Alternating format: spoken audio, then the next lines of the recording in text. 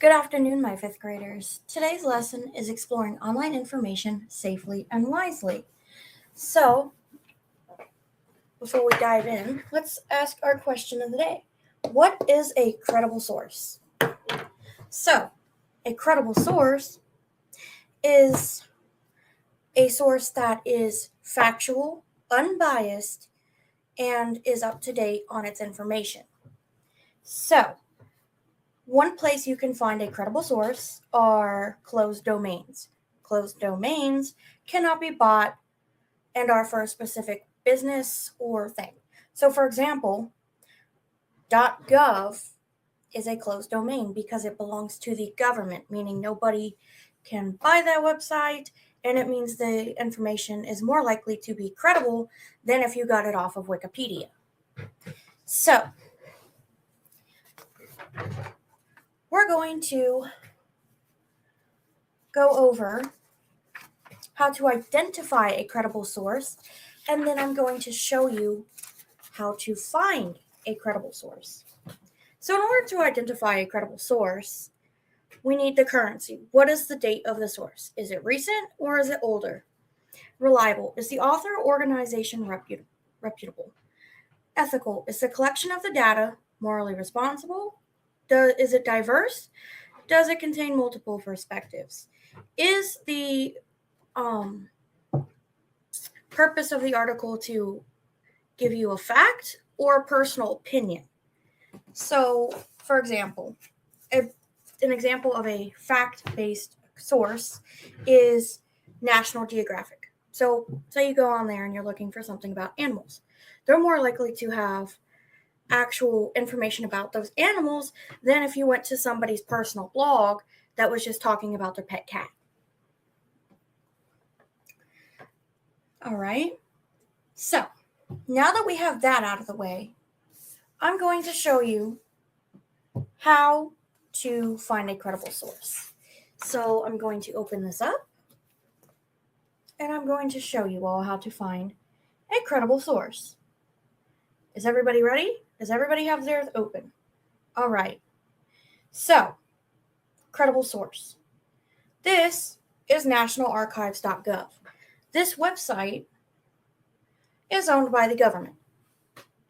This means it is more likely to have credible information than to say if I went onto Wikipedia, because this one right here at the top, it says it was reviewed and revised on April 29th of this year. So while this one could be credible, it also could contain information that is misleading or incorrect. But because the first one is the nationalarchives.gov, this actually has credible source and it's reliable because it's from the government. All right. So, the next thing to go over is what things could be considered a credible source. So, I'm going to ask you a few questions. All right. So, is a magazine a credible source? Yes or no? No. Why is a magazine not credible? Because it contains opinions or people can twist the truth to make it say whatever they want to. How about a website? That's a hit or miss, because sometimes, like I said, websites can be blog posts, which are just personal biased opinions, or they could be like nationalarchives.gov, which is a government source that is unbiased and gives it how it is. So, I have 3 worksheets, and I'm going to split you all into groups, and we will answer some questions before we start.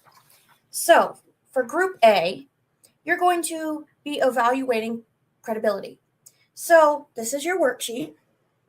You have the origin, the author, perspective, purpose, academic or popular, or relevance. So, an academic source is something like .gov or a scholar or like scholarly, which means it's written by other scholars, or popular would be like magazine, things like that. So that's Group A. Group B, this is your assignment. So it gives you a list of sources from 1 to 20. So this is like Wikipedia, government websites, things like that. So you will check either yes or no or not sure on whether the source is credible, and you will explain why.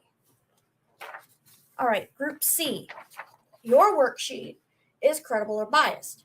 All you have to do is read the question and put a check mark for yes or an X for no. So, for example, your first question on here is the content has a political slant. Would that be biased? Yes or no?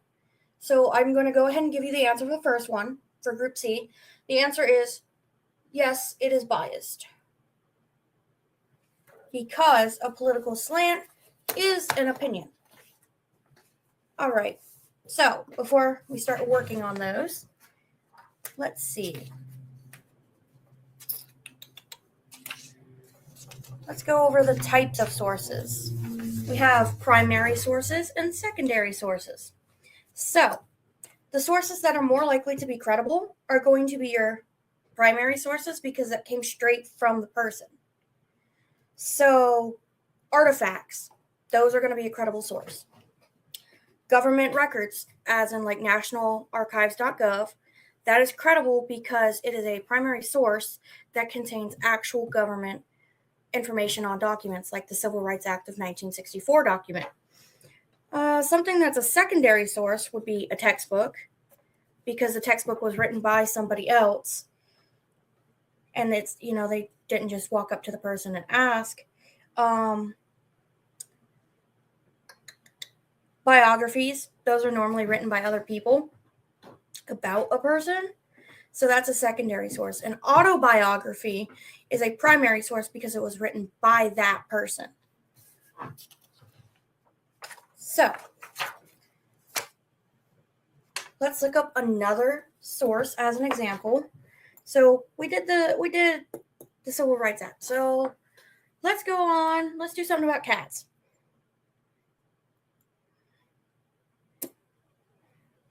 Let's see.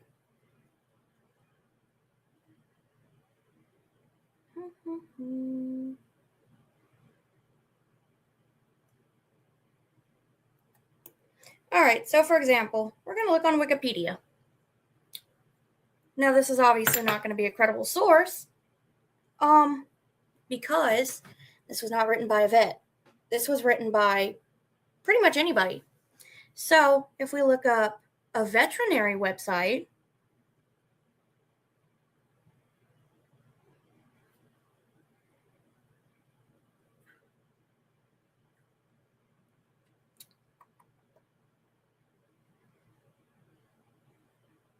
let's make sure to find someone that is very, very credible.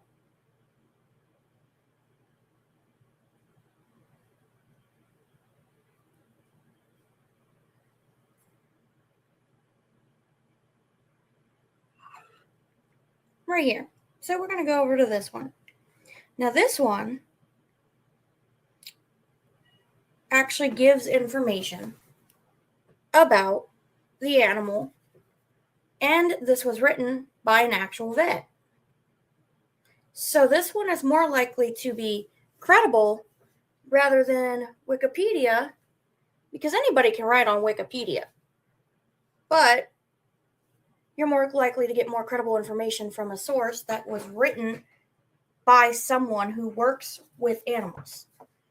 So now that we have that, our explanation, our worksheets, I want to go over 2 more things, and then I will let you get started.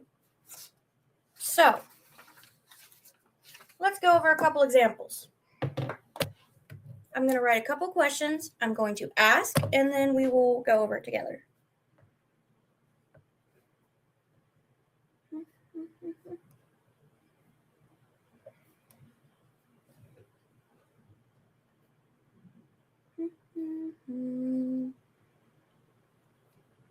Okay, so let's start with number 1. Is a blog a credible source? No. And the reason a blog is not a credible source is because blogs contain personal opinions, and they can be pretty biased. They can lean towards one side and give one side of the argument rather than both. So, for example, let's take the veterinary website. So let's say somebody makes a blog about cats. Cats are better than dogs. That's their opinion. All right. But say you have a dog that you're looking for information about. Are you going to go to the blog that says cats are better than dogs and it says everything terrible about dogs? Or are you going to go to the veterinary website that says, that has more actual information that isn't slanted or biased? You're probably going to want to go to the veterinary website because it is not biased and it will probably give you more correct information about the animal rather than somebody's personal opinion on dogs versus cats. All right. So, let's do another one.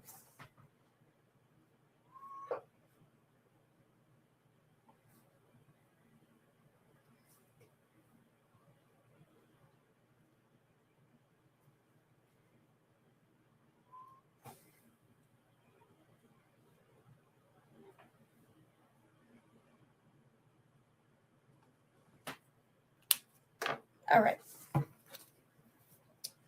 Is a government website a credible source? Yes. It is a credible source because the government a government website is a credible source because they have the factual information. So like I said, nationalarchives.gov actually has the official documentation and copies of said article that you're looking for. For example, we looked up the Civil Rights Act. I looked on Wikipedia. Well, we looked on Wikipedia. That's probably not going to be credible because anybody can change it. But we looked on archives.gov, which was a credible source because it came straight from the government. All right. So, that is all that I wanted to go over with you all. You all have your worksheets and groups A, B, and C. So, I'm going to let you get started.